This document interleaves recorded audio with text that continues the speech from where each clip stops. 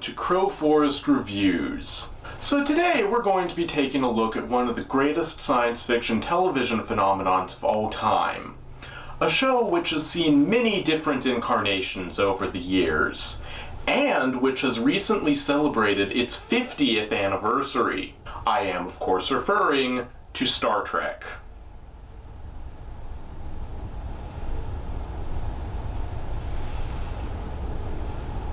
Just kidding, we're talking about Doctor Who today. This is Bad Wolf. The episode opens in media res, with the Doctor on the floor locked in a closet, with no memory of how he got there. Anyway, we quickly figure out, along with the Doctor himself, that he has somehow been transported into some kind of a game show, and that he must now compete in some unknown game in front of a live studio audience. You are live on channel 44,000. Please do not swear. You have got to be kidding. You have got to be f***ing kidding me! Stop f***ing censoring me! Anyway, cut over to Rose Tyler. She, like the Doctor, is waking up on the floor with no memory of how she got there. We quickly see that she has been transported onto the set of The Weakest Link, hosted by the android. Do what the android says. What do you mean android? The droid. Get it? Because the original host of Weakest Link was named Anne. And here, she's a droid. Anne Droid. I see what you did there. That was not very subtle.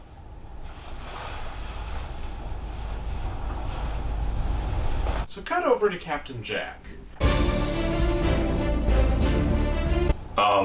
Close enough. They are both egomaniacs with overly high opinions of themselves.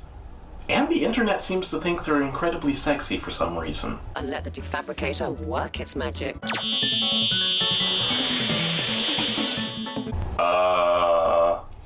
Well, I guess now is as good a time as ever to remind you that this is, in fact, a kids' show. Your viewing figures just went up. Anyway, back with the Doctor. The Doctor, knowing that the TARDIS has advanced shielding against such attacks, realizes that whoever's in charge of the games must have used an incredibly powerful transmat beam in order to get him, Rose, and Jack off the TARDIS. Meanwhile, Rose has started playing The Weakest Link, and she finds the whole thing hilarious for some reason. Possibly because the android keeps asking bizarre, nonsensical questions. In Social Security, what D is the name of the payment given to Martian drones? In the holodeck series, Jupiter Rising, the Grexnick is married to whom? But Rose is not the only one to be having entirely too much fun with their strange fate. I think I like the shorter one. Look, waist length, nice and slimming, shows off a bum. Works for me.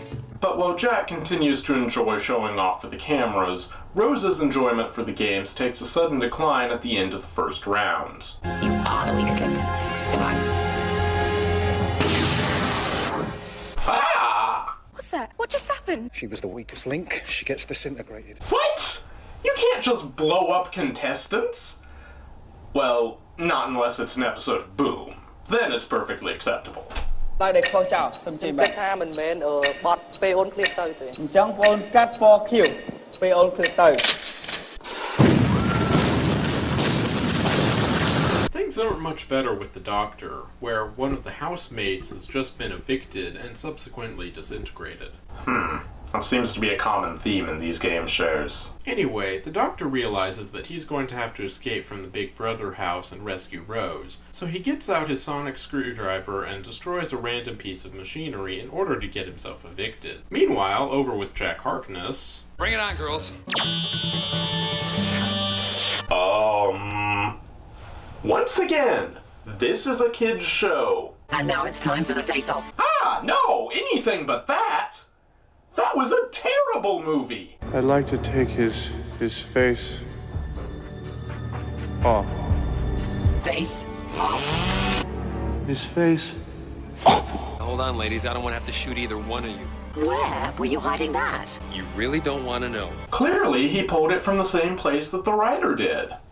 Right out of his own ass. Meanwhile, back with Rose, the android is continuing to vaporize contestants left and right when Rose asks a fellow contestant who's running the show. Courtesy of the Bad Wolf Corporation. This, of course, is significant because the Doctor and Rose have been coming across instances of Bad Wolf throughout their travels for quite some time now. Big Bad Wolf. Bad Wolf 1 descending. Bad Wolf.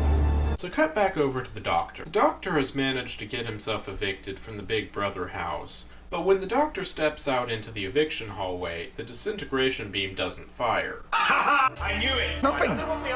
So basically, the Doctor has main character shields, and he's genre savvy enough to exploit that fact. When the Doctor gets out, he makes a shocking discovery.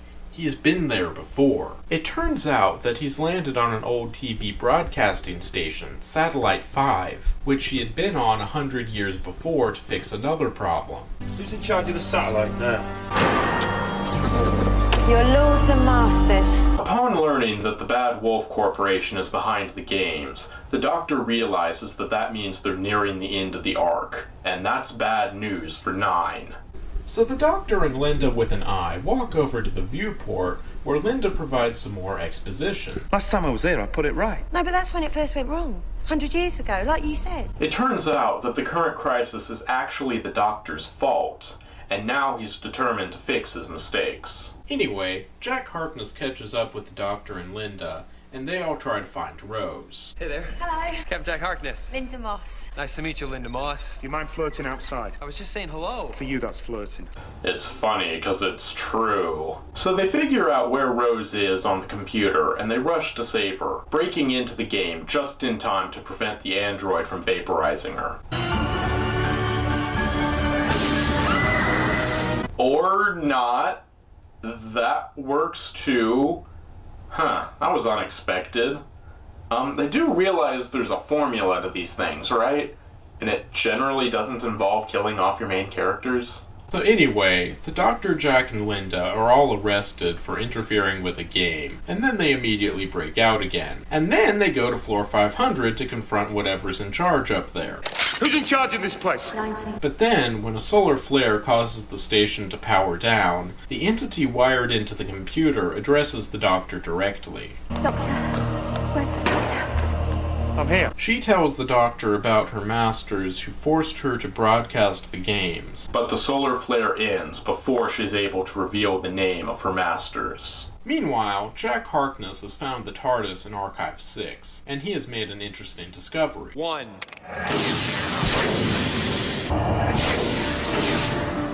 It's a transmat beam. You mean all those people we saw get vaporized earlier didn't actually get vaporized at all? They just got beamed somewhere else? So, where did they get beamed to? It can't be. Wait a minute. Let me get this straight. They didn't get vaporized. They got beamed to a Dalek ship where they got vaporized. How is that any different? It's the exact same thing, but with a pointless middle step thrown in for no reason.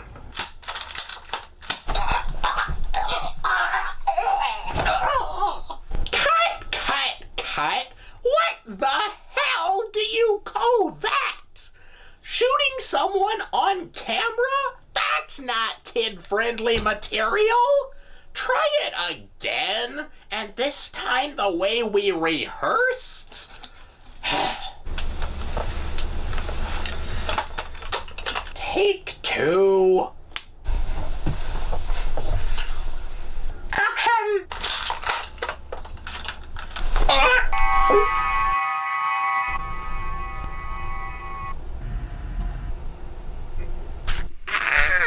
I'm being stabbed off screen. This is unbelievably painful. And cut. All right, good job, everyone. Now that is kid-friendly material. What the hell, Britain?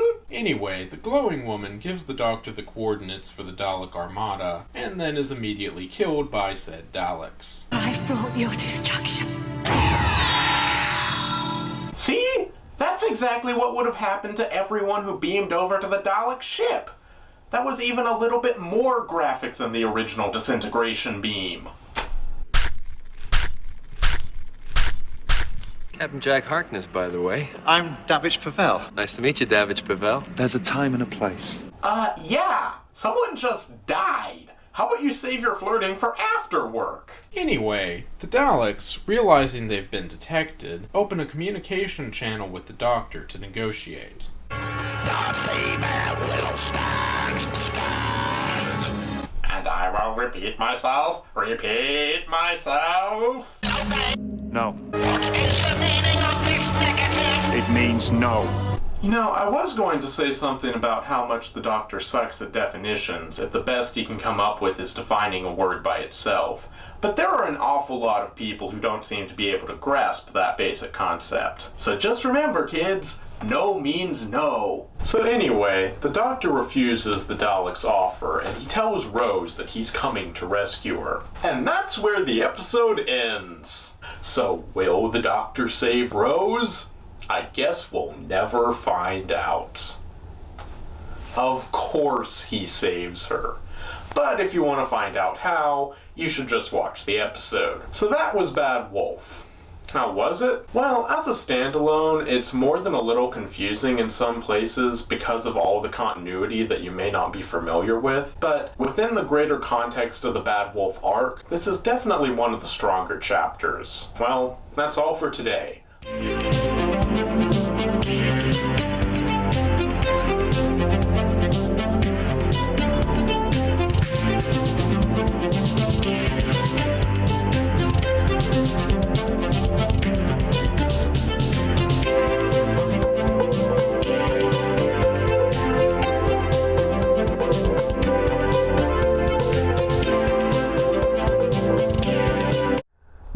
Hey, wait a minute. I wasn't even in this episode. What a ripoff.